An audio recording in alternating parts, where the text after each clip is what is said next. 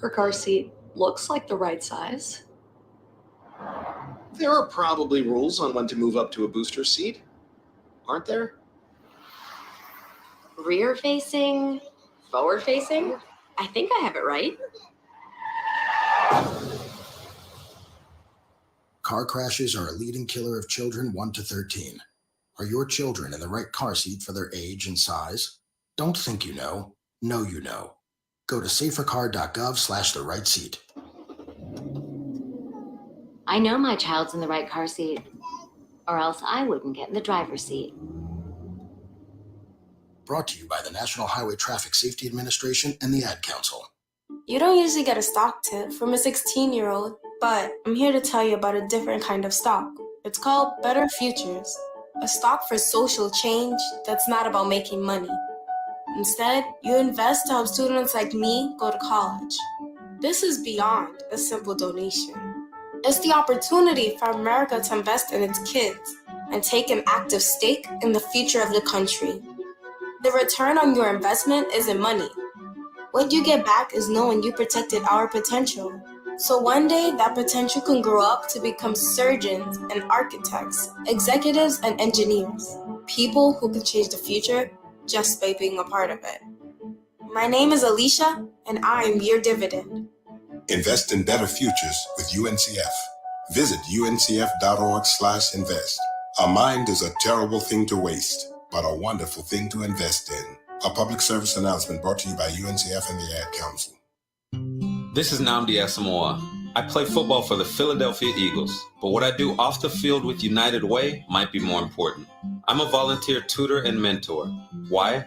Because over 1 million kids a year drop out of school, and that's not okay. It takes 12 years to create a graduate, but it takes about the same time to create a dropout.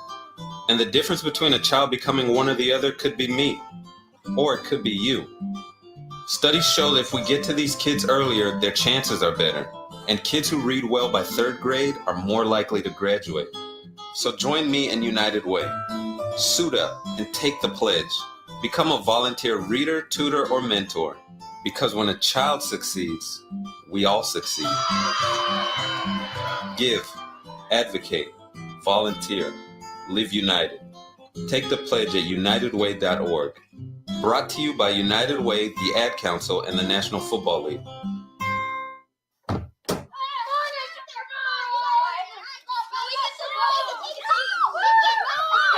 They'll challenge your authority. They'll try to break your will. They'll push you to the edge of your sanity. Because that's what kids do. But this car is your territory, not theirs. Defend it. Who makes the payments? Who cleans it? Who drives it? You do. That's who. And in here, your word is law. So when you say you won't move until everyone's buckled up, you won't budge an inch. Until you hear that click. Never give up until they buckle up. A message from the National Highway Traffic Safety Administration and the Ad Council. For more information, visit safercar.gov/kidsbuckleup. Let's go inside the mind of a 10-year-old. I should have worn those earrings today. I like those earrings. Gabby has those awesome earrings. I need to ask her where she got those, but that's just what she would want me to do. I'll have Michaela ask her for me. Buckle up, Sarah. Yeah, but then Michaela will be like, why don't you just ask her yourself? That's just like Michaela. Sarah, buckle up. Michaela's such a great name. I wish I was called Michaela. There's like a dozen Sarahs in my class. Hey, we're not hitting the road until you buckle up, honey. Oh yeah, seatbelt. I forget sometimes because my brain is like busy, you know? I wonder if there's pizza at school today. Sometimes it can be tough to get through to your kids, but it's not impossible. Always make sure they're wearing their seatbelts, even on short drives. Remember, you have the keys, you have the power. Never give up until they buckle up. A message from the National Highway Traffic Safety Administration and the Ad Council. Visit safercar.gov/kidsbuckleup for more information.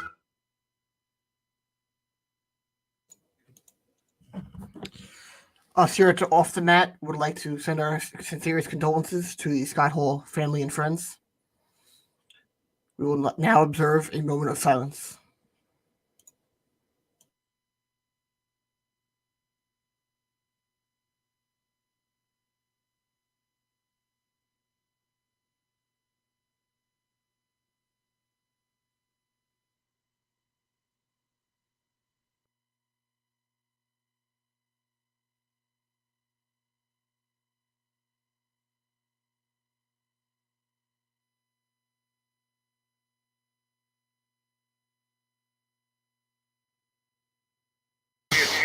the Worldwide Sports Radio Network.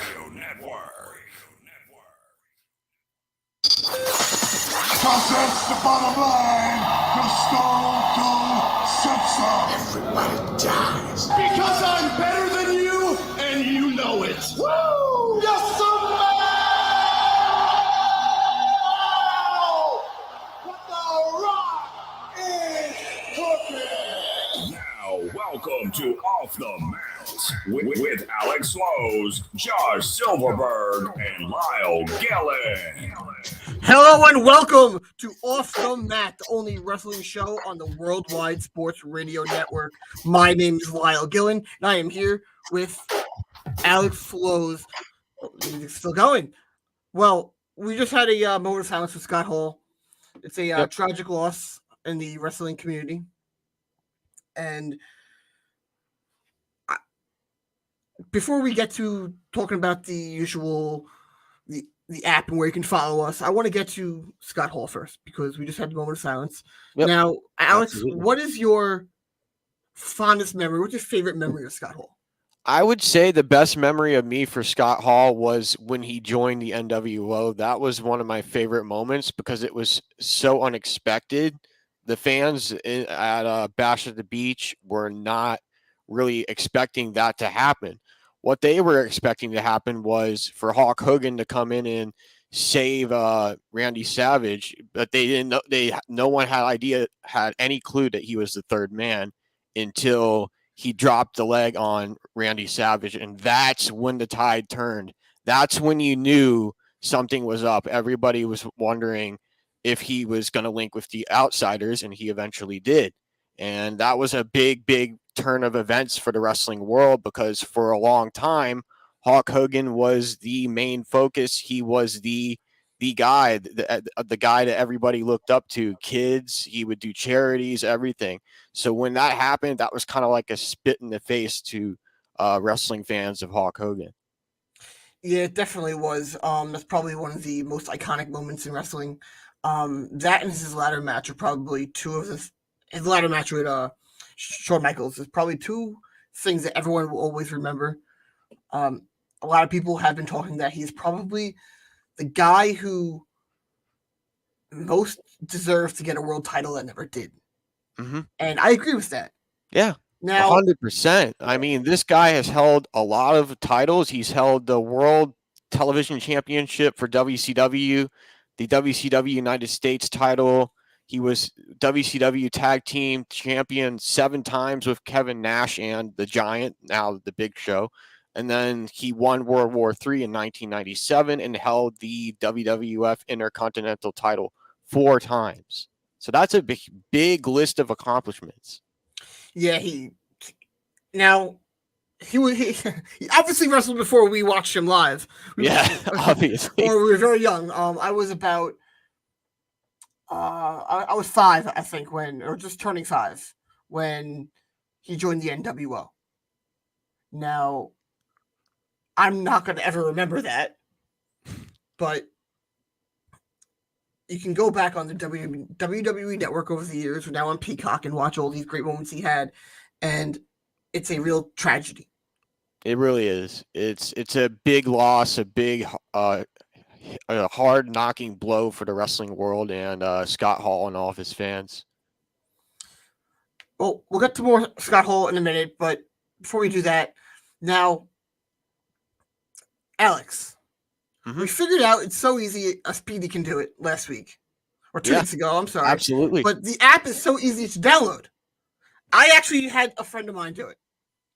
He opened up his phone, he went straight to Google Play, and he downloaded it. 2 seconds, boom, boom, boom, done. It's that so easy. And if you have an iPhone, it's okay. I know your iPhones generally aren't as good as Androids. They're not as good. Don't worry. Don't get upset about it. But you can download it too. You're included. Okay? Don't get upset. We know you have a crappy phone, but you can still download our awesome app, which is way better than your iPhone. And there's so much included in that app too. Oh, it's great. Actually, when you try and watch our shows live, it takes you right to Twitch. That's awesome. So if you're done and you want to watch gaming and stuff, you can go do that. It's very convenient. It's very easy to do. If you want to follow us on Twitch, you can go to that and go watch it right on your TV. I don't think we really want to see Josh's face on a 50-inch TV, so I would not recommend that at all. I would probably turn your TV off after 6 o'clock. Before then, it's us two beautiful people. Well, we also have the website. Yep. Maybe we could tell everyone how to get there and how to find it, and everyone can go check it out. Yeah, it's very easy to get to the Off the Mat website. What you do is the link is in our description of Twitter. You click on that link, and it will take you to the website where you get access to upcoming pay-per-views and shows for 2022. I recently just updated that list, so please do check that out. There is also a show archive where you can watch all the replays from all of our shows and past shows that we have done for Off the Mat on bodyslam.net and the Worldwide Sports Radio Network. You can also check out special guest interviews. There's a page for that, and you get access to all the past interviews we have done on Off the Mat. And if you want to contact us, there is a contact us page where you can reach out to us through our emails. Well, Alex, now, what is your Twitter account? My Twitter is @ShowSlows. @ShowSlows. Okay, I'm Lyle Gillen _. And those are the only two accounts I really want to follow. Those are the best accounts on here. Okay, Can't leave Josh out. @Josh Silverberg. Okay, yeah. If you want to follow Josh, it's @Josh Silverberg. But he's a Met fan, so he's gonna have very depressing tweets this year. Us Nationals fans, we're gonna have even more depressing tweets.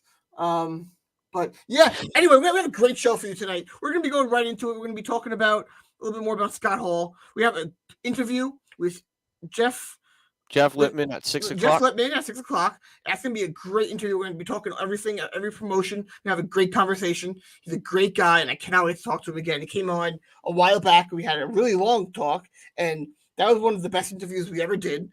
And I would actually like to stop and talk and apologize for this horrible glare that is ruining my entire picture.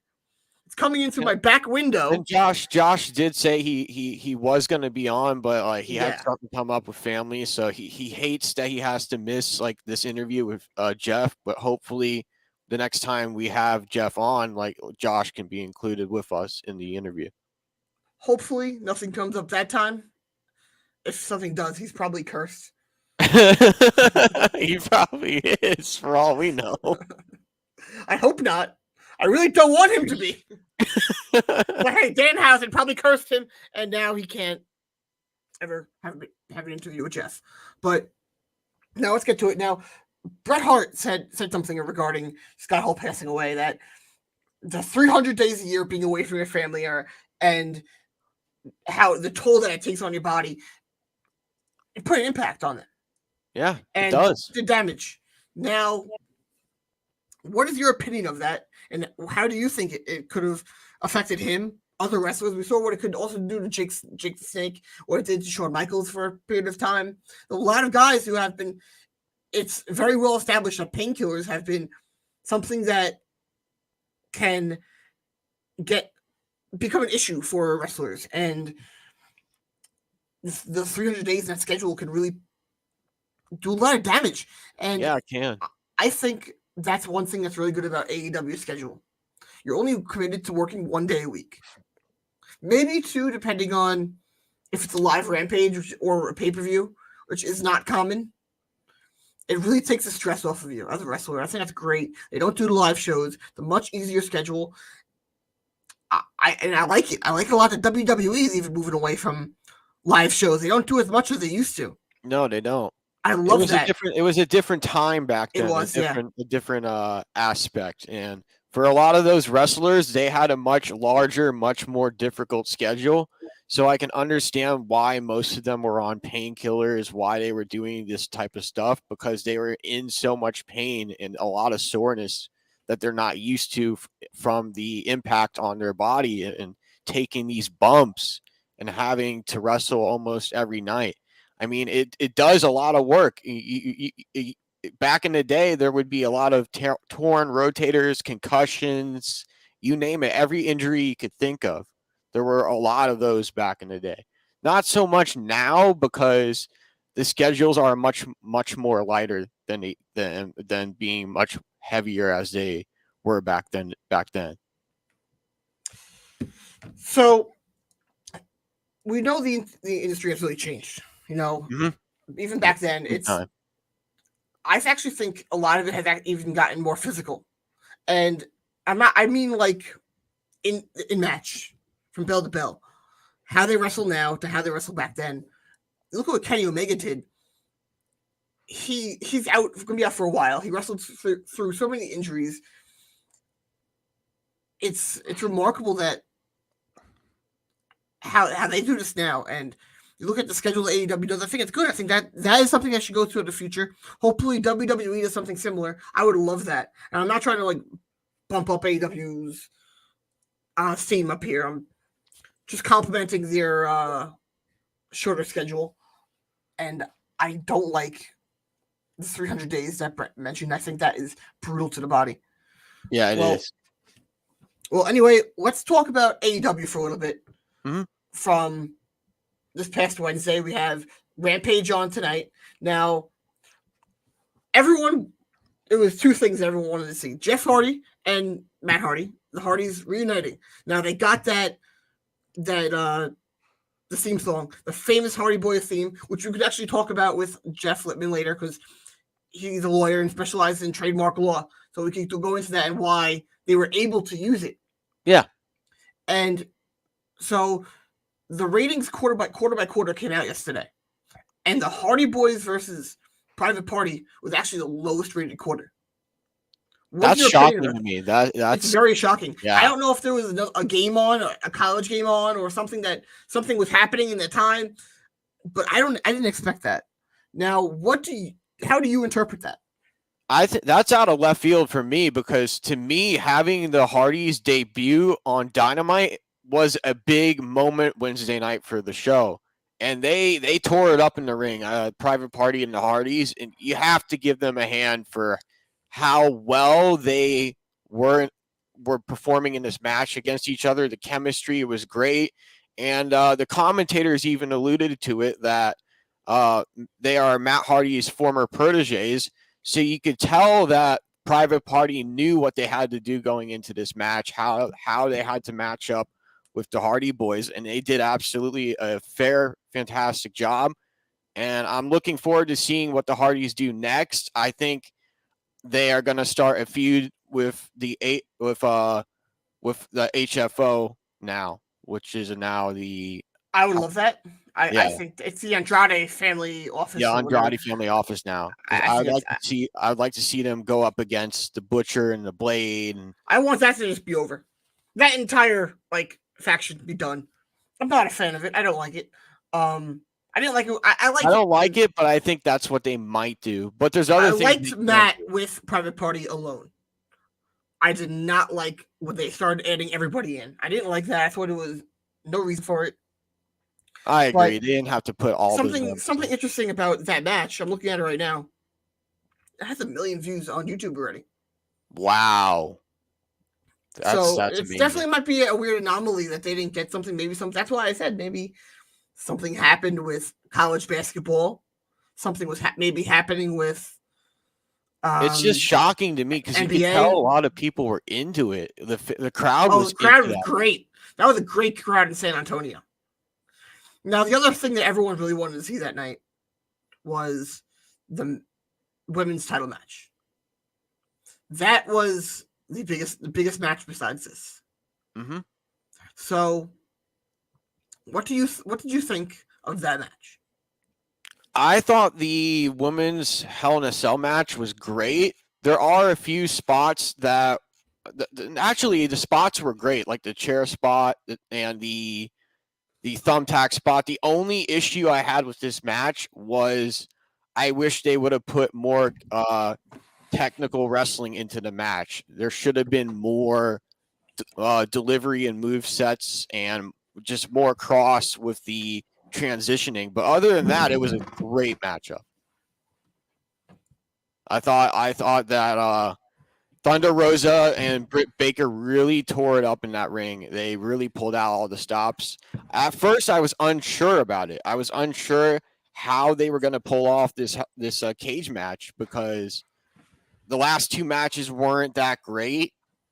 And I think it was because Thunder Rosa wasn't really prepared. She wasn't really in the right head game for the first two matches. But once we got to the steel cage match, that's when everything picked up. That's when everything changed. And Thunder Rosa knew she had to win this match because it was in her hometown of San Antonio. And when she won, you could tell it meant a lot to her. It meant a lot to her fans. So it was great. It was an awesome moment. Yeah, I thought that was great. She had a great reception down there in San Antonio. And, you look back, and it was the right decision to do that way. She got the pop she should have had, and I thought the match was good. I enjoyed it. It wasn't as good as a Lights Out match, but it was a very good match, and I really liked it. But there was something else that was mentioned, if you were really paying attention. It was the moment when the Young Bucks and FTR are backstage. The Young Bucks said to them that you're not the best there is. Now, everyone is thinking, and it comes. I mentioned Bret Hart earlier. Everyone thinks that Bret Hart is going to be coming in as their manager. Would you like to see that? I'd love to see that. I think it adds more. It adds another layer to the Young Bucks. It adds. Well, no, not the Young Bucks. It would be FTR's manager. FTR, that adds another layer to FTR because now they already have that influence that they gained from Tully Blanchard. So now if they have Bret Hart in their corner, that's going to up a lot of their submission game. And it's going to make them a lot more stronger competitors than they already are. They're already huge stars. It's just having Bret Hart there is going to do much more for them in their momentum in their wrestling career. The only thing I have a problem with is that Bret Hart is not a guy who's known for being on the mic. It's generally what a manager. No, Bret Hart's he's more known as somebody who's in ring. He's more in ring style. He definitely was not someone who is known for his mic work. Now, he could have a good promo every now and then, but he was not known for having a good promo. That's not something that he was known for. So I'm really very interested to see how he does on the mic. When he came out with Double or Nothing, I thought it was very awkward. The original Double or Nothing in 2019. I thought it was very awkward. But for multiple reasons. One, Bret Hart was not supposed to be there that night. It was supposed to be Ric Flair. But he had medical issues and could not be there. So they called Bret Hart in at the last minute. So that's why it could have been a little awkward. Also, seeing Bret Hart on competition TV right after he kind of made buddy with Vince again. It was a little out of left field, but for me. But I would love to see it. I think they'll be a great pair. I know FTR are huge fans of Bret Hart. They love watching him. They talk about it all the time on Twitter how they think he really is the best there is, and I think he's definitely up there. But I think it'll be a great match. I think it's a match made in heaven. I would personally love it. Yeah. And the one thing I didn't like about this AEW Dynamite was the Jericho Appreciation Society commencement. I thought this whole thing was unnecessary. I don't like the name of it. I do not like the name. Is weird, but I think the group and what they're going to be trying to do is going to work very well. They're essentially going to be guys who are the WWE stereotype typical wrestler. That's what they're going to be going for. And they're going to be doing that to try and get heat. And that's going to work. Getting it, man. It's going to work so far. And you know what? Everyone was saying that Daniel Garcia, he has no personality. He has no charisma. He's bland. He's boring. And I've been telling people, he's a stud. He is amazing. He's going to be phenomenal. He's going to be a star. And I thought his promo was perfect. It was. He's one of the guys who's probably one of the best technical wrestlers on the planet. And he said right there, I'm not a wrestler. I'm a sports entertainer. And that got a lot of people angry. It got me angry too. It got me riled up. That is the point. They are doing a good job at getting that, and I love it. I think they're going to do great. I think that Daniel Garcia is going to be pushed to the moon, and I cannot wait to see where he goes in a year. Can't wait to look back and see how he is. And we all know Chris Jericho. He's going to make this work. He's gonna find a way. Because when Inner Circle debuted, I'm like, that name is terrible. That's horrible. I want it to be Alpha Club. So bad. But nope. It was not.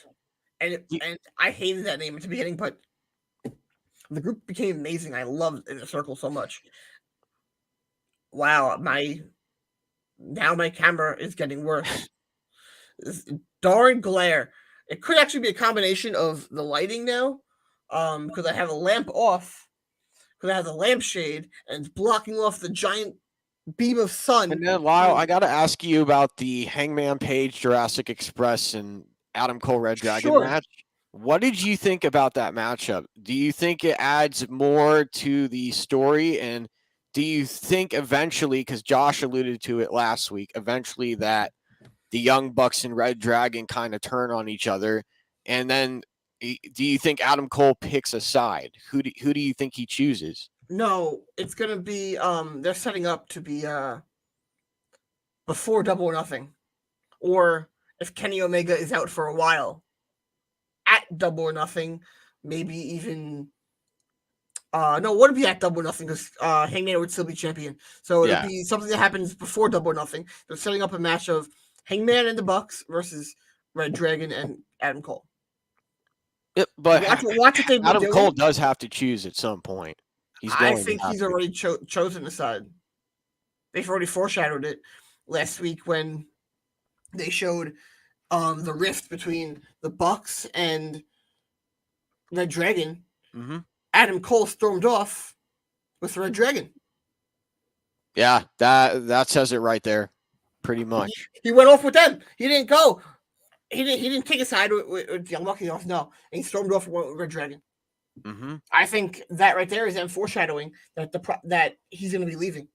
AEW does a lot of foreshadowing. You have to watch a lot of little tiny words that they use, and I love that about their storytelling. They do a great job. Yeah, they really Sorry, do. Eric Bischoff, you are wrong. I don't know if you saw that, Alex, but Eric Bischoff said they don't do storytelling right. What? Yeah, we're going to ignore that and not go off on Eric Bischoff. But no, I thought that was great. I think they're doing a good job with that storyline. They're probably stretching it out a little bit longer than they thought they would have to. Mm-hmm. Because Kenny was hoping to be back at Revolution, and now right now the latest report from Fightful Select is that he could be out longer than they thought. That he's going to still have more surgeries to do. He just had knee surgery and sports hernia surgery. I don't know if he had the shoulder surgery yet, but that was one of the bad ones for him. So we'll go commercial in a minute. But yeah, I think right now they're going to be setting up a reunion of the Bucks and Hangman. Yeah. On that note, we're going to be heading to commercial, and I'm going to try and fix my camera in the meantime. But we'll be right back, and we're going to have Jeff Lippman on, and we cannot wait. So it's going to be a great interview. And stay tuned, ladies and gentlemen. We'll be right back.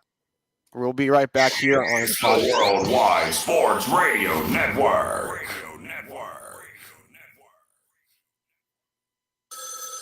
Ranger Station, Ranger speaking. Hi, I'd like to report a bear hug. Okay. Well, we were building a bonfire, and I saw some, dry brush and leaves around, so, I said to move the bonfire somewhere else, and out of nowhere, Smokey Bear shows up and hugs me. So you noticed some wildfire hazards and moved your bonfire to a safer location. Yeah. Yeah, that's Smokey, all right. He likes it when people help prevent wildfires. It hits him close to home. Not everybody gets the hug, my friend. So that's pretty special to get a hug from Smokey Bear. So it was him. Guys, I told you it was Smokey. Okay, well, congratulations, my friend. And thanks for calling. There are many ways to prevent a wildfire. Learn how you can do your part at SmokeyBear.com. Only you can prevent wildfires. Sponsored by the U.S. Forest Service, Ad Council, and your state forester. Hope you enjoyed your meal. And I just want to say, he's lucky to have a brother like you. Lucky? Caring for my brother is far from easy. Waking up every day, lifting him from the bed to the wheelchair to the car to get him to therapy on time. It's no small task between the doctors and the diagnosis, but nothing can disable this love. This is my big brother, my hero. He's part of me, like my arms and legs, so I'll be his. See, there's no time for tired. This starts again tomorrow. He'll be waiting for me. I wake up for him. I know he needs me, but I'm the lucky one, even though I need help now and then.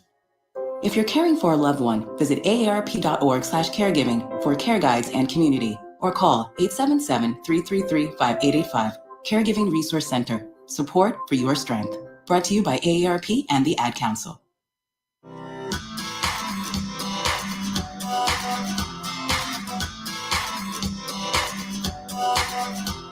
People been saying to your friend, get a different face, and posting on their feed, they're super ugly. The things they say to them online are cruel and they're not true. So tell your friend, I'll stand up for you. Don't worry, I know what to do. Oh, tell the world I see with an emoji. To stop the bullies. Know someone who's being bullied online? Send the witness emoji. It looks like an eye in a speech bubble, and it's in the symbol section near the clocks in your phone. You'll let the world know it isn't cool, and you'll let your friend know you care. Learn more about the witness emoji at eyewitnessbullying.org. Brought to you by the Ad Council.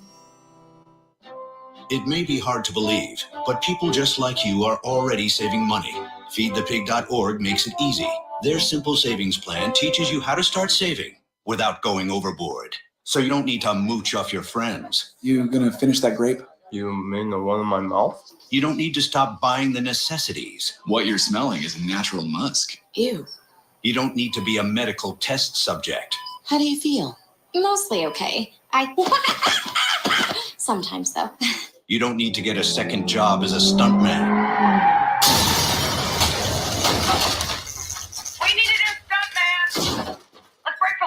You just need an internet connection.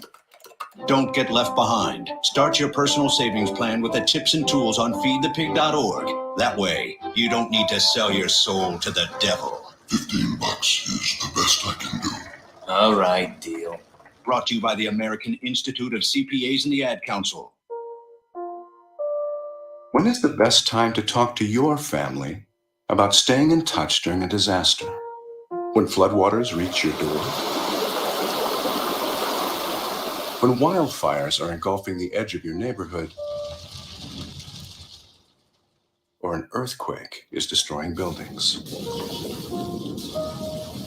When a tornado is tearing through town? Or a hurricane strikes? Or is the best time perhaps today? During a disaster, you may not be able to stay in touch with your family or friends as easily as you think. And it's not always as simple as using your cell phone. That's why now is the time to take action. Go to ready.gov/communicate and make your emergency plan today. Don't wait. Communicate. Brought to you by FEMA and the Ad Council. It's the Worldwide Sports Radio Network. This is the worst town I've ever been in. No!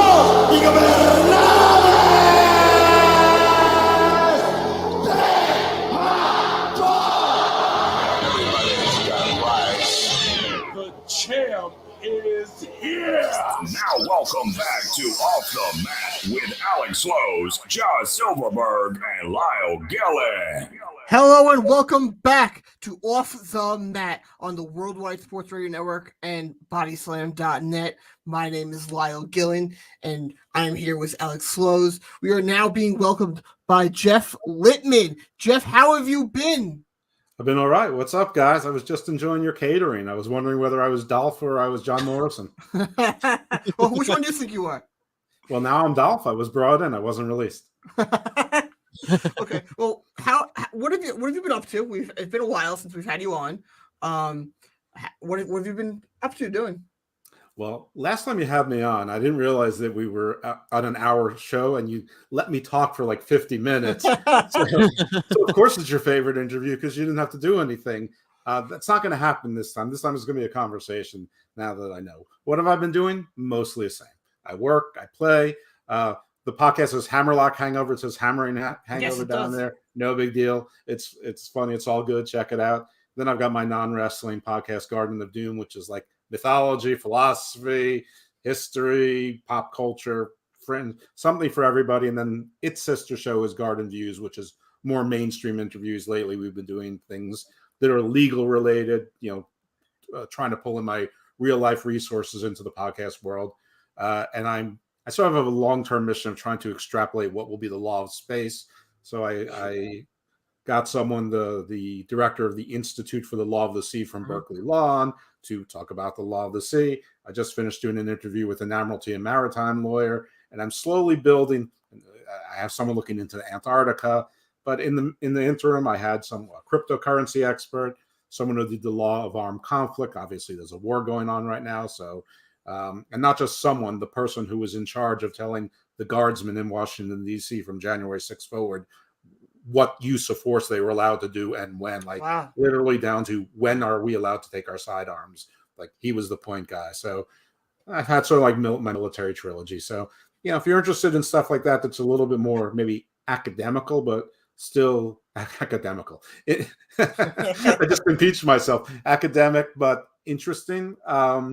Check out Garden Views, but it's all on the Garden of Doom feed anyway. So I'm going to start off with something that came out recently.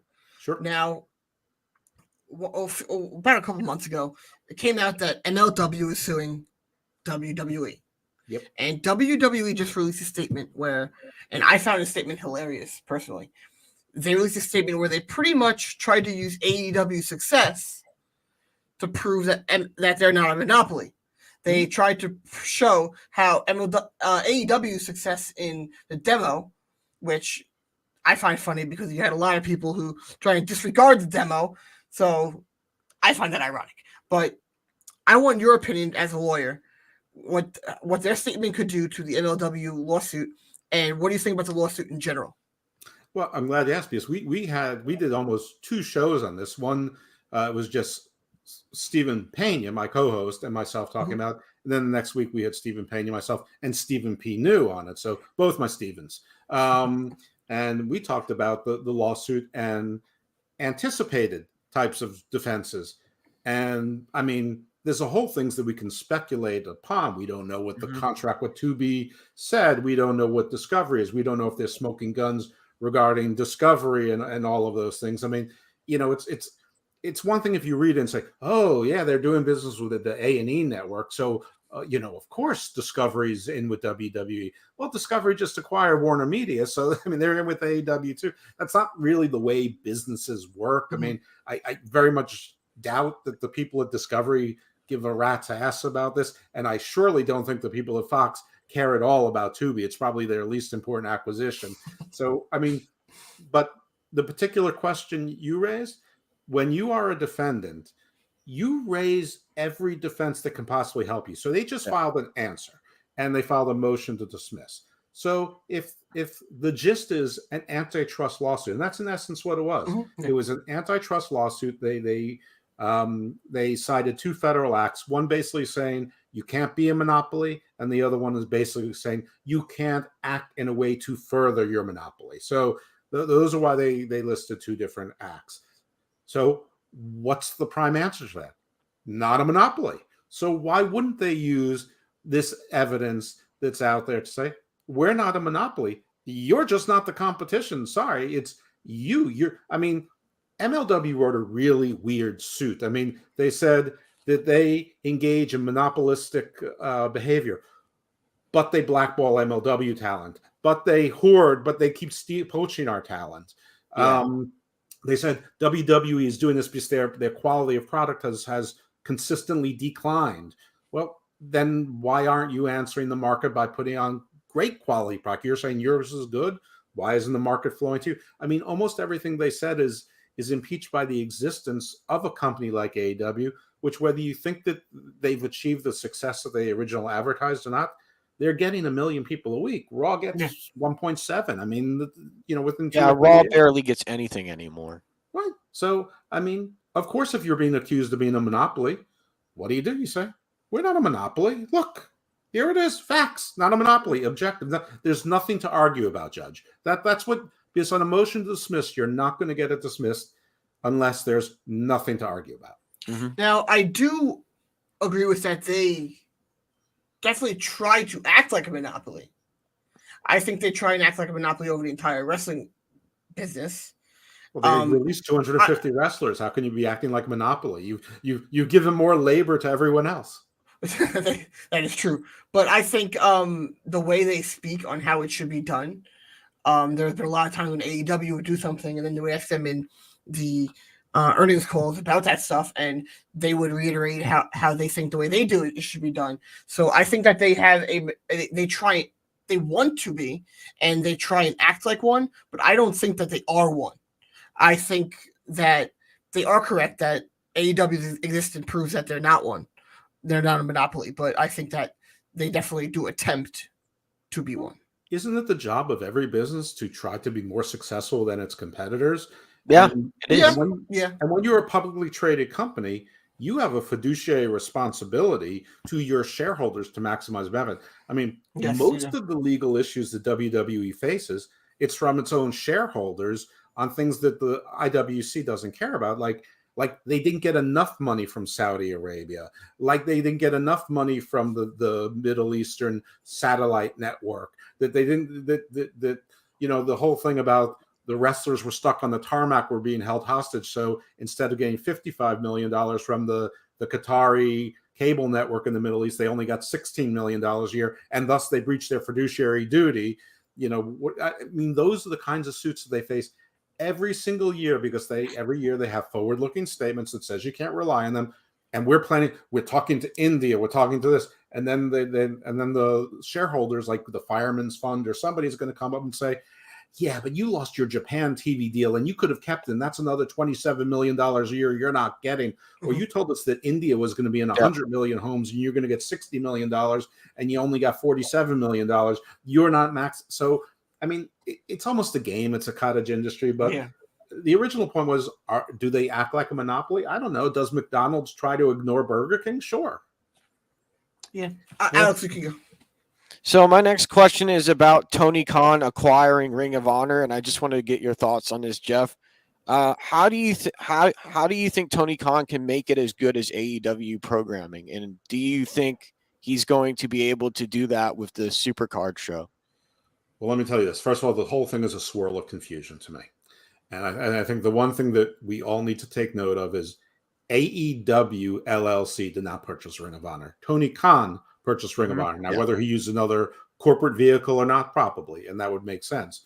But AEW LLC, as far as we know, the only registered owner is Prashad Khan.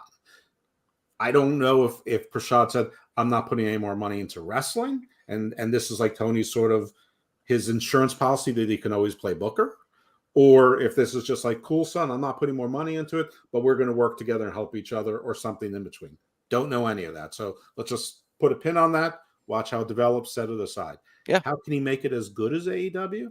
I mean, I think the easiest part is talent sharing. He has a lot of wrestlers under contract that are not doing anything or underutilized. I mean, you have Lance Archer, who every 3 or 4 months shows up, makes a lot of noise, gets a title shot, loses, and then disappears again. You have Miro, who's nobody's seen him in months. He's not even yelling in the white void anymore. The House of Black has already been forgotten. You have 3 of the most talented wrestlers in the world there. Nobody understands why Penta Oscura is Oscura. you have all these factions. I joke that AEW should call itself mitosis because they keep spreading and dividing, and when one faction breaks up, it actually creates 2 or 3 more. It's not like you're getting rid of a faction. So talent sharing, you could actually pretend it's a different promotion. You could have invasion angles or pride things. Like I think it was like a year ago or something, I said, hey, you want the YouTube shows to be more important? Give the YouTube shows titles and then make it like the NWA TV title. If you hold the title for 90 days, then you can take a shot at the corresponding title on the main show, on the main roster. They could do that with AEW Dark, even mix in some AEW Dark talent to Ring of Honor. Absolutely, they can do whatever they want. Now, I think there's been some interesting signals.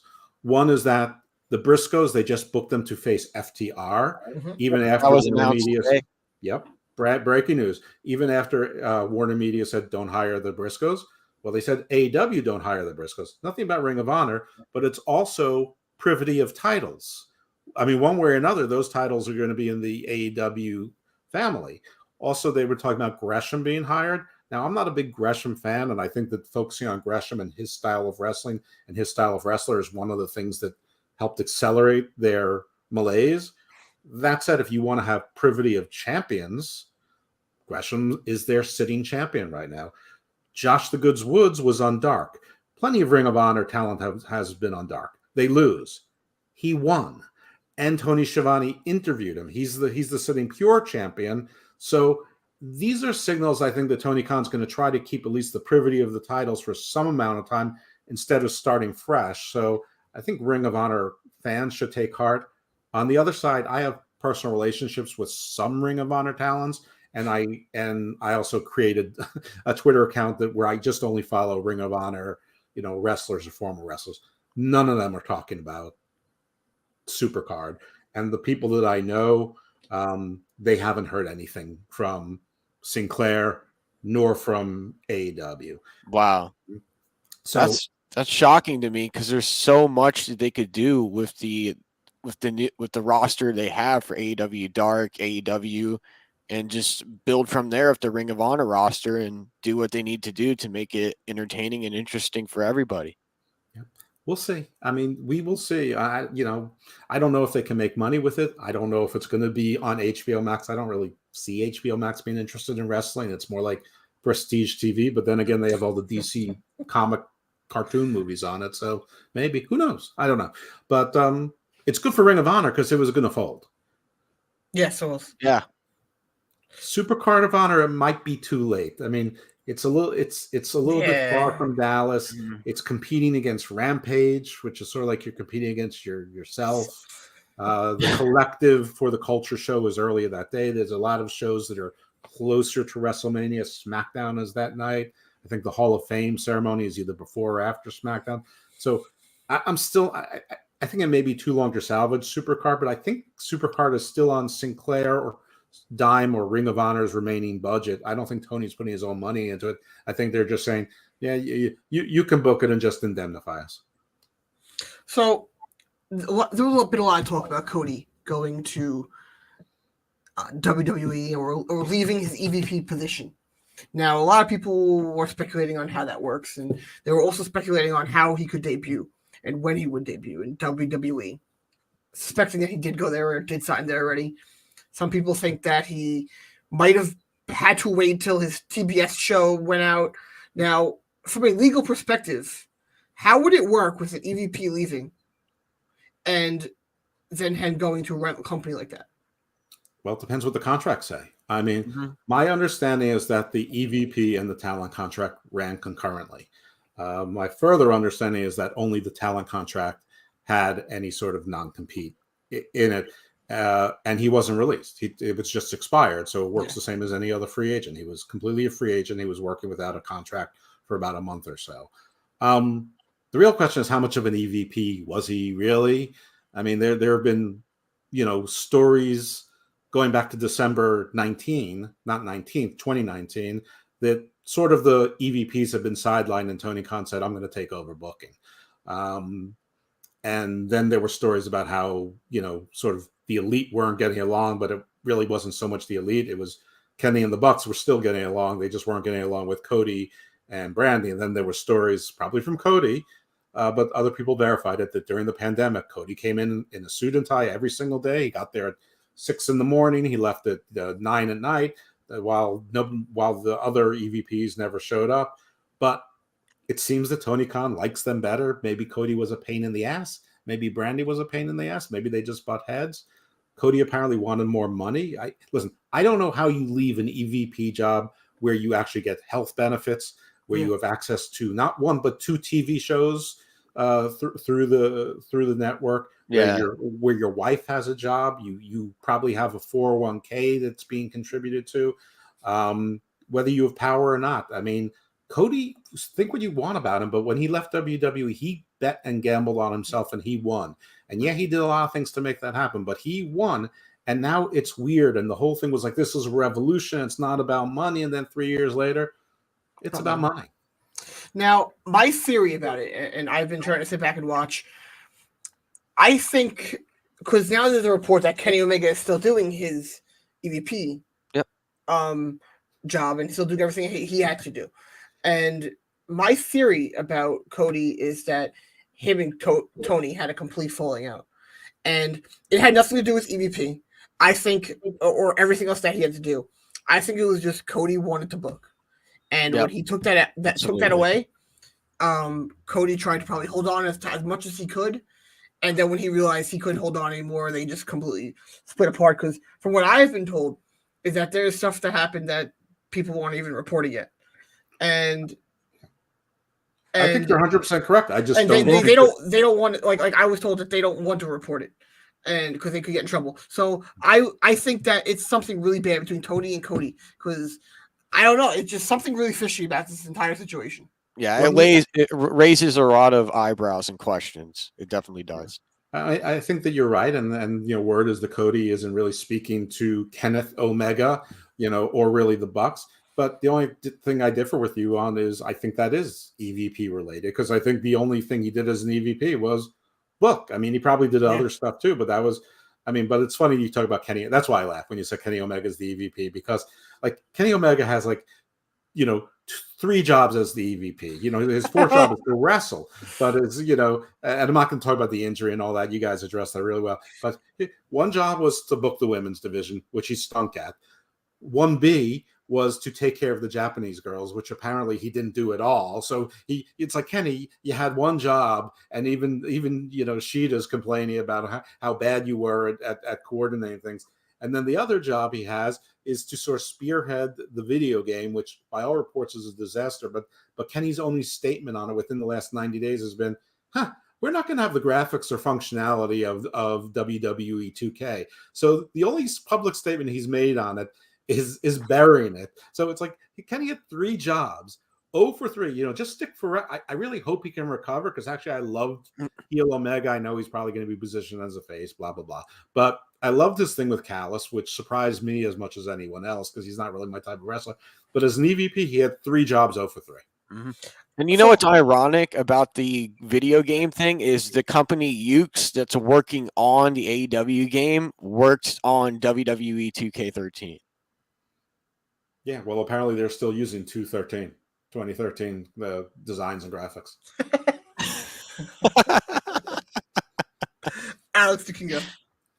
So my next question is about Stone Cold Steve Austin. There's been a lot of comments about him wrestling against Kevin Owens at WrestleMania. Do you think it happens? Does it happen for a long time? To me, I don't see it happening any longer than 1 to 5 minutes. I don't think he can go all out in a match against Kevin Owens. But on the other side of that, would you just see it as a segment, like a walk-in type of segment? This is a cop-out. I'm really not sure. I think at this point, if it's a segment, it has to be a fairly long segment. If it's a match, I agree with you. It's going to be a short match. They can do one of those hybrid things where the segment goes all wrong. And, WWE only has rules when they want WWE. So, Stone Cold could stomp a mud hole in them and then, say, get me a ref in here, ring that bell. And I'll just beat up Kevin Owens for a while. And Owens will sell for him for 5 or 6 minutes. And then what's going to happen. He's going to do a stunner, and Kevin Owens is going to walk right into a clothesline from hell from JBL, and then there's going to be a spinneroonie from Booker T. When Kevin Owens stumbles up, he's going to walk into a super kick from Shawn Michaels, and finally he's going to get to the back and he's going to bump right into the Undertaker, and it's going to end with a tombstone. The end. There we go. I'm going to laugh very hard if that's exactly how it happens. That's exactly how I might have the order wrong, but it's going to end with a tombstone and start with a stunner. I wouldn't be shocked. It's the WWE, like they do that. Yeah, and you think about how Stone Cold, when he started in wrestling, it was a different time, and it was a different ball game then. And he went through some injuries, and now I feel like time is pretty much caught up with him towards this WrestleMania. I don't think they have him go all out in a match with Kevin Owens. I don't think it's very long. I don't think punch, kick, punch, kicks, couple, and there'll be a stunner at the beginning and a stunner at the end. I don't even think he takes a bump. I don't think he can do that. I wouldn't be surprised if you're exactly right. If anything, the only offense will be Kevin Owens throwing furniture, from the set towards his direction. Flipping chairs. So I know there's a lot of confusion, and I brought up earlier about the Hardy Boy theme song and why AEW was able to legally use it. I was wondering if you could explain that to people and say why it's they're allowed to. Yeah, minor thing, probably nobody out there cares, but music is copyright, not trademark. This is public source music. This was used in commercials back in the 90s. Nobody owned the music. Tony Khan didn't buy it. WWE didn't buy it. It's just public stock music, and it's stuck, but it's free. You could use it on the show if you wanted to. Oh, I might use that. I mean, it's our new theme. It's common source music, meaning it was made to be free for everyone, probably in the early days of the internet. It's not the same as public domain, but the result is the same. But public domain is like Bryan Danielson's Flight of the Valkyrie. That's from the 19th century. That's public domain. So how does public domain work? Like, at what point does something become from owned by somebody to public domain? It can be more complex, and if you want to look, if there's comic book fans out there, if you go to my LinkedIn profile, which is just Jeff Lippman, or if you go to my firm's website, Dunlop, Bennett and Ludwig, me and another attorney, we wrote 2 parts about heroes' rights, and it was about the Marvel affirmatively trying to disallow the copyright rights to the creators to sort of not make the same mistake DC made. So you can read some of the complexities, but the basic rule, just to keep it simple for this show, is date of publication plus 75 years. Okay. That seems pretty simple. It's probably a lot more complicated than that. The date of birth. There are, I mean, the older something is, because in the beginning, copyrights only lasted for 18 years. So then they extended them for 18 years, but there are also 2 5-year extension. Believe me, you don't want to know all this. Nobody needs to know it. Basically, date of first publication plus 75 years. Okay. All right. Alex, why don't you go? So my next question pertains to New Japan. I saw a video on YouTube where Killer Cross is going to be making his New Japan Pro Wrestling debut April 1st, and he called out Minoru Suzuki in his promo. Do you think he competes against Minoru Suzuki in the first debut for himself in New Japan? And do you think they both have similar styles when it pertains to in-ring competition? Well, I think he's absolutely going to face Minoru Suzuki. I also don't think he's really signed with New Japan. It's a one-off, yeah. I think he signed an appearance with New Japan Strong. I think this is going to be in the States, and it's probably going to be around when Minoru Suzuki is probably doing 6 or 7 other shows as well. Do they have the same style? I don't really think so. I mean, I think Killer Cross really has a very WWE style, but he can do the Suzuki. I mean, he's a legit tough guy. And listen, Suzuki, I know that there's a mystique around Suzuki, but he's about half Cross's size, and he's twice as, probably close to twice his age. So, I don't think he can really hurt him anymore. So, yeah, I'm sure it'll be fun for people, but I don't think you're going to see Cross in the G1 next year.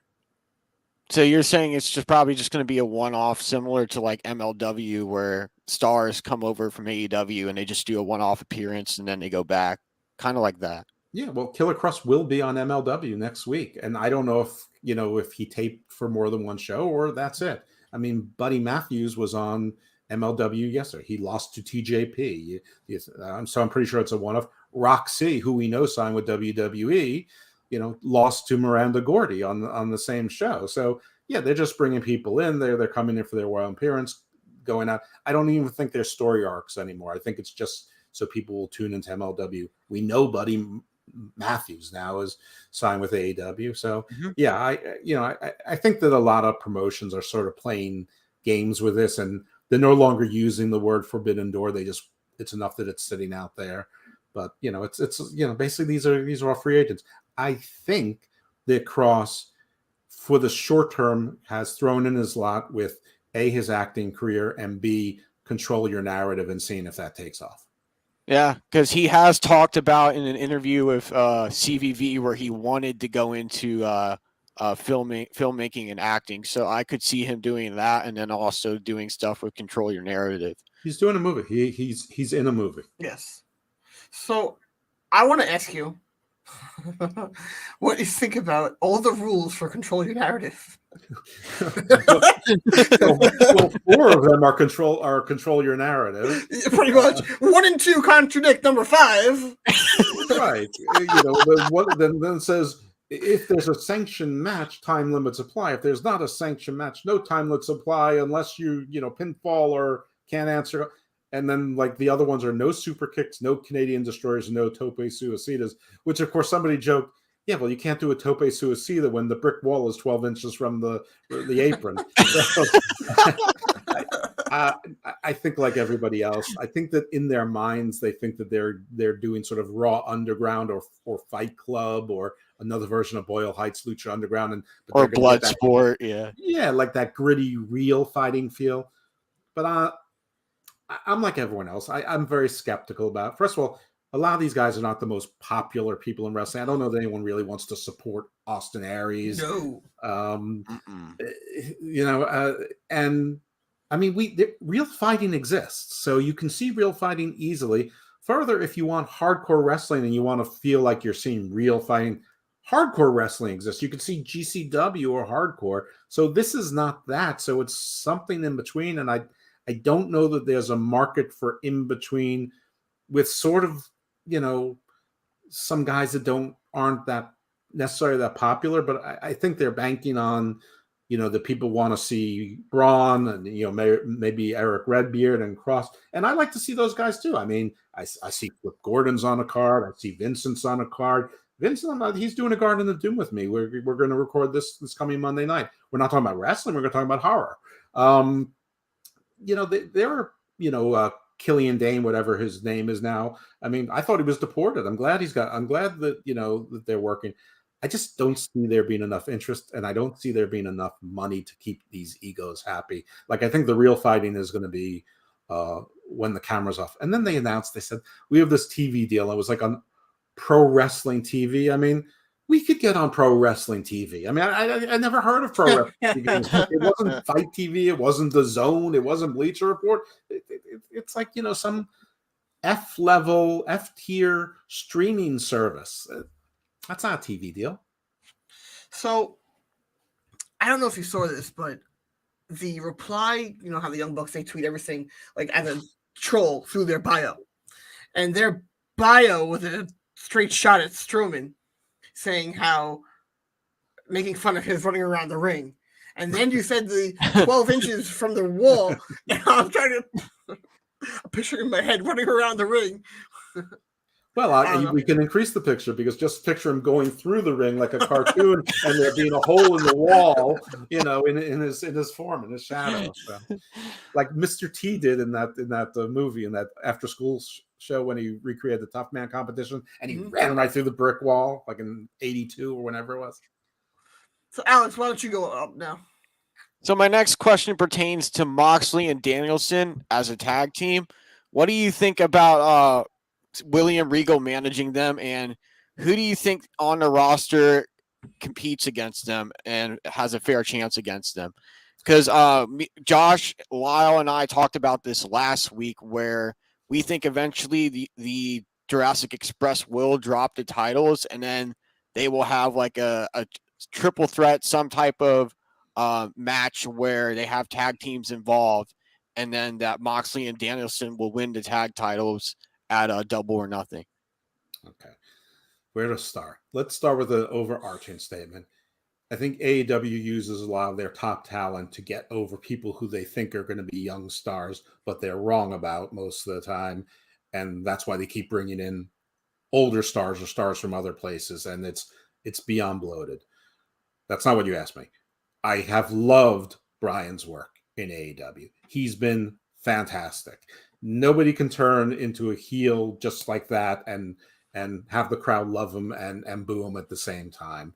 Moxley's work in AEW, despite my co-host, who is basically a blood marrow donor for Vince McMahon in advance, who hates Moxley. I was never a Dino Ambrose fan. I am a Jon Moxley fan. I think his work has been amazing. Together, I think they're great. It's like a two-man power trip. Who can compete against them? Whoever the bookers want to make look good against them. I mean, I think that the obvious ones would be CM Punk would have to get a partner of the same caliber. Who is that? I mean, maybe, on the roster now, forgetting about face or heel, Malachi Black, Pac, maybe Andrade, Miro would be interesting. If they ever let Brian Cage out of his cage, maybe he'd be interesting. I don't know. Hangman Page would be interesting. I mean, there's people. I'm not interested in best friends and William Regal with them. I mean, I sort of feel about this, and I heard, I was listening to Cater about what you were saying about Bret Hart, and I sort of feel the same way. I don't think William Regal. Why do you pair William Regal with two guys who are not only some of the best talkers in your company, but in the business, period? They don't need him. He doesn't benefit anything. But you put William Regal next to Top Flight, they're immediately enhanced. You put William Regal next to Keith Lee. The only criticism about Keith Lee, objectively, is that he's boring when he speaks. I know people say he's fat and he's out of shape and he's cumbersome, but let's assume that he can work through that, or people are just seeing what they want to see. You put William Regal next to him doing the talking for him, he's immediately enhanced. Brian Cage, you want to let him out of the cage? He can't cut a promo, looks like $1 million. Put William Regal next to him. Problem solved. So I don't like this. I don't see anything in Wheeler Yuta, and I don't really like small wrestlers to begin with. I don't like best friends. And then I saw him next to Brian. He's the same height or shorter than Brian, and he's slighter than Brian. So I instantly have no interest, and I don't know why these guys would be so interested in him. And the other names they named was Daniel Garcia, who Jericho put into, Inner Circle, 2.0. And then the other one was Lee Moriarty. I don't know where that's going to go, if any place. But who do I see with them? CM Punk and Cesaro. That's who I see competing against them. Yeah, because Cesaro hasn't been signed yet. That's a big question. I think Samoa Joe could join them. I think Samoa Joe may have a Keith Lee problem, but Cesaro filed for a trademark recently for CSRO. I think if WWE wanted to give him problems, that he'll have problems with that. I don't know if they will, if they won't. I don't think they dislike him. Someone found a picture actually of him having that on his shirt, and they think it's his own clothing line or something that he's going to be making, because he also filed it to using coffee. So he might be trying. I don't know what. I don't think it's going to be like a wrestling thing, because he wore it on WWE with a shirt that had the same thing on it. Maybe, but if he wore it on WWE TV, I think that's even a problem. Listen, the implication is that it's Cesaro. I mean, it's phonetically Cesaro. You just took out most of the vowels, but I don't know. I mean, that's something for another day. But yeah, also, Cesaro would be really cool to maybe build new Ring of Honor around. I mean, everyone said that he was great in Ring of Honor and he should be a world champion. And if you want your new Ring of Honor to get some attention, Jonathan Gresham sure didn't get you any. Would Cesaro? Oh, Fuck yeah. Oh, am I allowed to curse here? Yeah, go for it. Yeah, you are. Okay. Fuck yeah. So now you mentioned that some of the guys, that the young guys that try to build up, you think they didn't. Now, I want to know who you think that is. Okay, well, let's start with the last year or so. They told us that Dante Martin was this bright solo star, and then during the as his brother started getting healthier, all he was doing was losing to people he was previously beating. Now, forget about my personal opinion that Will Hobbs shouldn't be losing to Dante Martin anyway, but he was losing to Dante Martin, and then as soon as his brother gets back, they put him back in a tag team. Then they give him that one match with Adam Page, which I thought was pretty good, but Adam Page isn't over as a champion. No one really buys him. He's like the 15th most important person on the AEW roster. So Dante Martin, fail. Darby, who they succeeded with, now he's in this thing with Sting, which is also going to be with the Hardys. So what order is Darby? Is he the third most important guy, the fourth, the first? I don't know, but they turned a singles star and made him into a tag team novelty act with Sting. Ricky Starks, he was supposed to be a big star. He's in a faction where one guy's a face, two guys are heels, and he's got a made-up title that he almost never defends. And his faction loses every feud. Ethan Page was supposed to be a star. Pac was supposed to be a star. Jay Lethal was going to come in and was going to be a star. Brian Pillman Jr., Rookie of the Year, was going to be a star. I mean, I could go on. Jungle Boy, he was going to be a single star. Well, he's got tag team gold, but I mean, does he feel more important than Christian Cage when they're together? I think so. I don't. I think. I think he gets. Some of those I 100% agree with you with, but like Darby, Sandy, Jungle Boy, even Adam Page, they all get some of the best reactions on the show every week. Oh yeah, some of the best reactions out of any company right now. So I think Darby does. MJF. Adam Page 100% does. He gets a great pop. This week or the week before I think it was, he had a great pop. He drew well for the pay-per-view. I think that I think those four mainly. Majority of the other ones, I think I don't think he drew well for the pay-per-view. Yeah, I think Punk versus MJF drew well for the pay-per-view. I mean that card had a million matches on it. How do you credit one match when you have 11 matches on the card? And listen, I know they like to go year over year. Revolution last year did 135, this year did 170, but that's how you measure Super Bowls. That's not how you measure wrestling pay-per-views. Wrestling pay-per-views is one to the next. No one really cares about the names. I mean, the last pay-per-view did 205,000, so this one went down to 170 or 175. No, that was All Out. All Out was the one before that. Okay, then they've gone down and then a little bit up, whatever it is. However you want to measure, you can make whichever argument you want. The year over year only matters to me if the viewership over year across the board is higher. And I think AEW's 2021 second half of 2022 viewership is over the same period, 2020, 2021. And I think that their pay-per-views are higher, generally speaking. I'm just not sure if that's a trend or if they hit a peak, summer of Punk modern era, and then sort of have plateaued back down, or if it's something they can sustain. Because Bret Hart is a gimmick. It's going to get a gimmick for people to tune in maybe once, but I don't think anyone really needs to see 61-year-old Bret Hart managing FTR. I don't think that's a draw. I don't think that adds anything. Well, they could prove us wrong 100%. We don't know. But, yeah, we don't. We obviously don't know. Now, and I was gonna mention off what Jeff was saying, and he's right to a point. A lot of the other half of those stars that were mentioned, a lot of them just keep losing. A lot of them aren't getting fair pushes. And that's why I see this on Twitter a lot. People commenting like, hey, like half of the roster isn't being utilized. Like we need to pick this up somehow. No, I agree with him with that, with a lot of those names he mentioned. Yeah. Ring of Honor might be a great escape valve for that to put a lot of people. I mean, is he in a better place than he was with WWE? I don't know. Malachi Black, was he? Sure. But is he now? I don't know. Buddy Matthews, Brody King. Does anyone even care that he's there now? Did they ever? I don't know. But, we'll see if he can take 40 or 50 people and use them in Ring of Honor successfully, then cool. Alex, why don't you go? So my next question are what were your thoughts on AEW Revolution and what's your take on the pay-per-view? What were your ups and downs from it? Way too long. I appreciate that when you're charging $50 that you're going to give me a lot. but I don't want a lot. I've been trained now for WWE, unless it's like WrestleMania or something, that the show is going to be 3 to 4 hours. That's all I can take. The downside, I mean, the women's match was really bad. Actually, all of the women's matches were bad. The pre-show, 2 of the matches didn't need to be there at all. And it's not like Hook versus QT Marshall was a bad match. It just didn't need to be on a pay-per-view.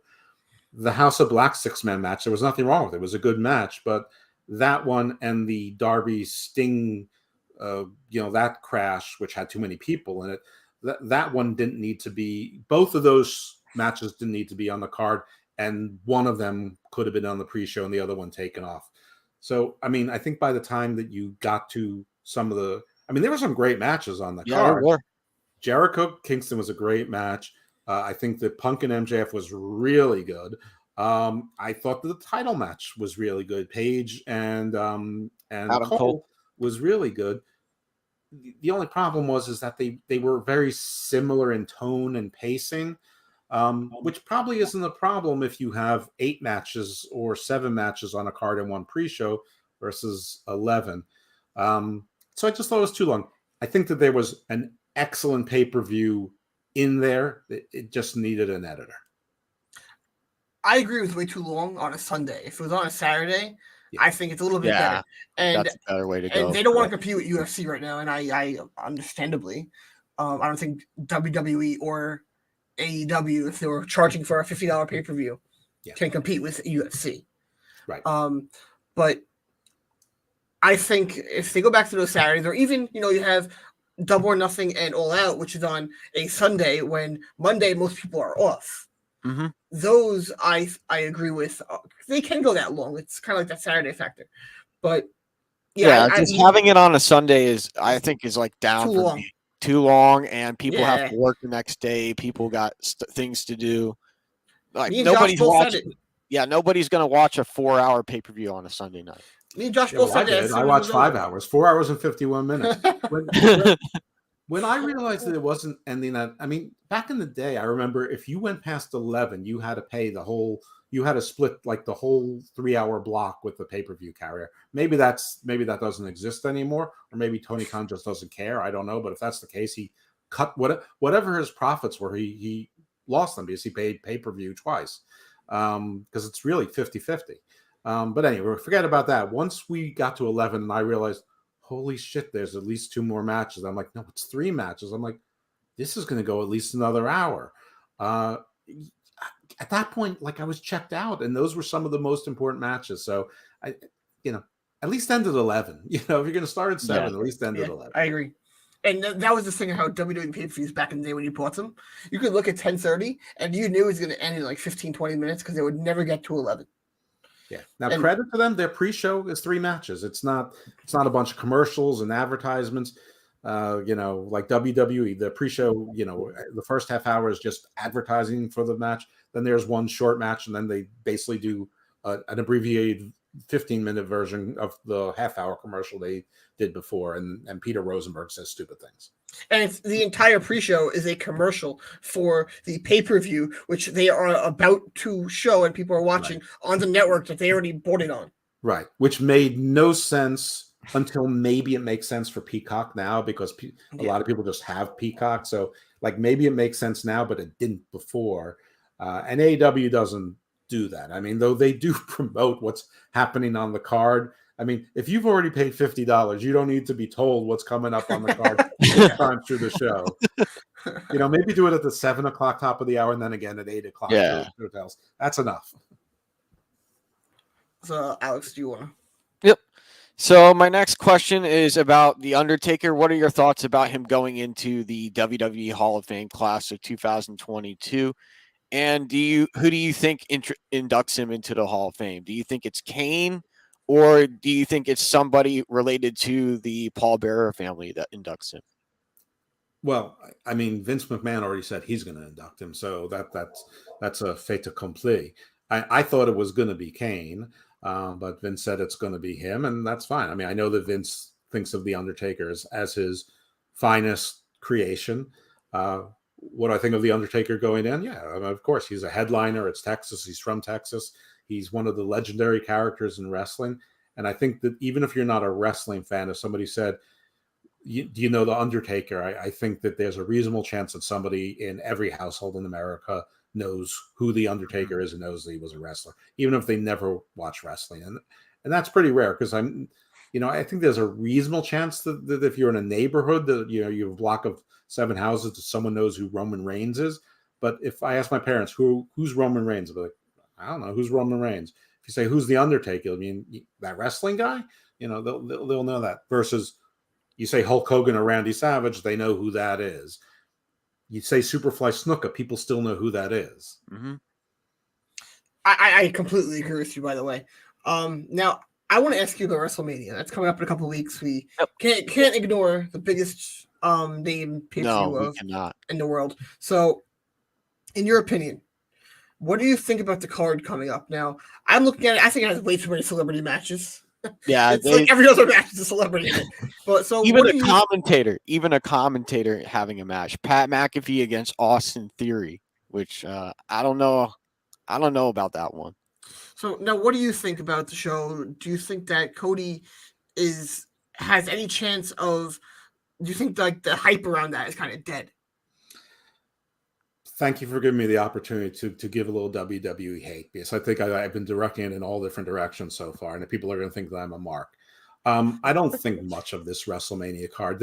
There are sometimes when you are a wrestling podcaster that watching wrestling feels like work, and not only do I have to watch SmackDown and Stand and Deliver, which usually I look forward to NXT stuff, but then I have to watch 2 nights of WrestleMania, and there's almost no matches on this card that I'm interested in. I thought I understood WWE about 9 months ago. I thought that they were going to be the land of the giants. So that's what they were doing. They sent a bunch of the big men back down to work on their skills, and then they released half of them. And then they released people like Cross and Bray Wyatt and Braun Strowman and then Keith Lee. And say what you will about any of them. I know a lot of people, Braun Strowman, he sucks. Yeah, but he's a 6'9" monster. You can't just find those on an assembly line. So all of a sudden I was confused. Now, the one thing I do understand is they're just event planning. So This is what they're doing, event planning to try to get the most mainstream eyes. And nobody's interested in wrestling, but people were interested in Bad Bunny. Pat McAfee has one of the most popular sports podcasts in the world. It's like Joe Rogan then Pat McAfee, on variety, sports, pop culture. Logan Paul. They bring in Logan Paul, somehow he's a YouTube sensation. Somehow people still are interested in Johnny Knoxville. I don't understand this stuff either, but I understand why they're doing it. That said, I'm very interested in the top card matches. I'm very interested in Roman Brock. I think that story is great. It's been great almost the entire time. Roman's been killing it. Brock's been killing it. Becky versus Bianca has to happen. It's the redemption story that's been building since SummerSlam. It's necessary. I don't mind Charlotte, Ronda. I know a lot of people do. I don't think the build has been particularly great, but it almost doesn't matter. Ronda Rousey is one of those people who people will tune in just to watch. Do I think Cody's going to show up? Yes. Do I think some of the hype has died? Yes. But hype in wrestling is something that's easy to recapture. And when Seth Rollins says, I'm a main eventer, I don't have a match, God damn it, I want a match here at WrestleMania. And then all of a sudden, Cody Rhodes, the son of Dusty Rhodes, West Texas University, former player, Texas NWA legend, comes out, former AWAer, and Seth Rollins wasn't ready for. He was ready for anyone in the locker room, just not Cody Rhodes. And Cody Rhodes wins 1, 2, 3. Yeah, I think that's going to go over, and I don't think Vince is going to make the same Barry WCW mistake again. So yeah, I think that's going to be big. Do I really care about seeing that match? No. Do I care about the women's tag team matches? Do I care about the men's tag team matches? I mean, I knew what half of this card was going to be. Like months ago, I told Steve, I said, why is Nakamura losing the belt? I'm like, because they want him and Rick Boogs to be a tag team act. It's very clear. And they're probably going to face the Usos at WrestleMania for the belts. He's like, no way. And then he was so sure that, Riddle versus Randy Orton was going to be a match and Seth Rollins was going to be in a title match. I'm like, no. I thought Seth Rollins and Kevin Owens was going to be against the RK Bros, but I knew the RK Bros were getting it back. Then this whole Stone Cold thing came up, and that's, that's a spectacle for curiosity's sake. But then I said to him, it's going to be the RK Bros versus the Street Profits and probably Alpha Academy in a fatal 3-way. But no, I'm not. I think the build has been it's sort of like AEW. They sort of book week to week. I think WWE just books on 30-day cycles. And I think most of this card is very uninteresting to a wrestling fan, but I'm not sure that they care. I think that they think that it might be interesting to a family to watch on Saturday night and then continue through Sunday night to see the rest of it. Yeah, and that's a huge problem for me is when they do something like that. And I talked to a friend of mine about this earlier, where why don't they just target the same, like not the same audience, but half of the audience, like one half of the childlike audience, and then target the adult audience so that it makes sense putting in the different of programs. I don't know, because I mean, I guess Stand and Deliver might be that, but I mean, that's not even what NXT is now. It's way different. So I don't know. I guess Vince believes in his vision, and then he's really testing it out. I guess as long as Comcast Universal, and I mean, Peacock is thrilled with what they're getting from WWE. So I mean, I guess why change? But I'm not happy about it either. I mean, I get some of it, but I'm not happy about it. I've never really liked celebrity matches. I didn't even like when they brought in athletes. Like, I never thought it did the wrestlers any favors to lose to the athletes. Then the athletes are gone. I don't think that you ever kept those audiences. So, it's not for me. But will I be watching it? Yeah, I guess probably. Sort of have to. Well, Jeff, I want to say thank you to you for coming on and giving us your time. Thank you for coming on with us. It's always a pleasure. It's always an honor, and it's always a lot of fun to have you on with us. No, thank you guys. Thank you for those words. It's an honor. That's laying on thick. But no, thank you. I love coming on. I'll happily be on anytime I'm available and you want me. Sorry, I've cursed Josh. I'm really interested in what the Speedy Petey is. So that's a curiosity I have. I'm picturing Danhausen. But yeah, thanks for having me, folks. Please, if you want to hear more, check out Hammering Hangover, and if you want to check out non-wrestling podcasts, Garden Doom and Garden Views, give them a shot. Yeah, definitely. You have I like talking to you. You have different opinions than us, and I think that's great to have on. And instead of having that repetitive of talking to people that sometimes might have a similar opinion, might get boring. And that's why I think we flow very well talking, because we don't sit there and just agreeing with each other. We sit there. Also very civil. It's not, you don't disagree with me. And we don't. It's not like I want to kill your mother. I mean, it's just wrestling. It's like the whole distinction between. Until recently, I thought the distinction between sports entertainment and professional wrestling was nothing. It was fictitious. Now it sort of actually is something, but it's still got to be among the least important arguments in the world. I agree with that. Yeah, we are actually going to be running out of time soon, so we can't really get on to that. But thank you again. I'll be in contact with you. We can try and get you on again and try and break the curse of Josh and have you on with him. I know he was really looking forward to talking to you. But thank you again, and we'll see you soon. Anytime. Thank you, guys. Stay evil, my friends. Definitely. Thank you. You want to? Okay. Thank you, Speedy. Well, we're going to be ending at 7:00 today. We can go a little bit longer. Right off the bat, Alex, why don't you give us your finishing move? So my finishing move is the WWE UK pay-per-view that's set for September. And I heard that's going to be happening on Saturday, September 3rd at Cardiff's Principality Stadium. And this is going to be in the United Kingdom and out of Wales. So I'm very interested to see what they do with this pay-per-view, what they're going to call it. I wonder what name they're going to use, what rights to the name they might use for a UK pay-per-view, but we'll see.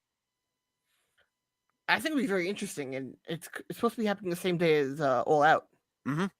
So if they do that, like in the afternoon, that'll be a very long day. I'm very interested in seeing if they actually go through with that, because I know in the past there were rumors that Vince McMahon didn't want to work Labor Day weekend.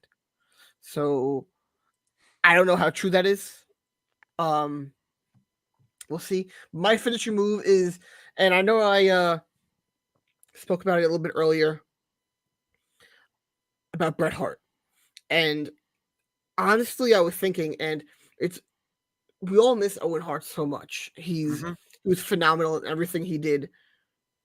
I think he would have been, at this stage of his career in his mid to late 50s, he would have been a phenomenal manager. Yeah, he would have been. I think he was a perfect talker. He was great. I think he would have been amazing. I think he would have been a guy who transitioned to that role very well. And it really got me thinking about how great of a guy he was and how great of a all-around wrestler he was in every aspect. So hopefully Bret Hart does an amazing job if he actually does become their manager for FTR. But we'll see. Yep. And on that note, I would like to say, Josh, hopefully everything is going okay. We missed you today. I know you busted your chops a little bit, but hopefully everything is going all right and everybody's doing all right. We'll see you next week. And Kenny Omega, take it away. I must bid you adieu. So say with me now if you know it. Goodbye. And good night. Thank you for listening to Off the Mat on the Worldwide Sports Radio Network, your source for all things wrestling and sports entertainment. Thank you for listening to Off. It is the Worldwide Sports Radio Network.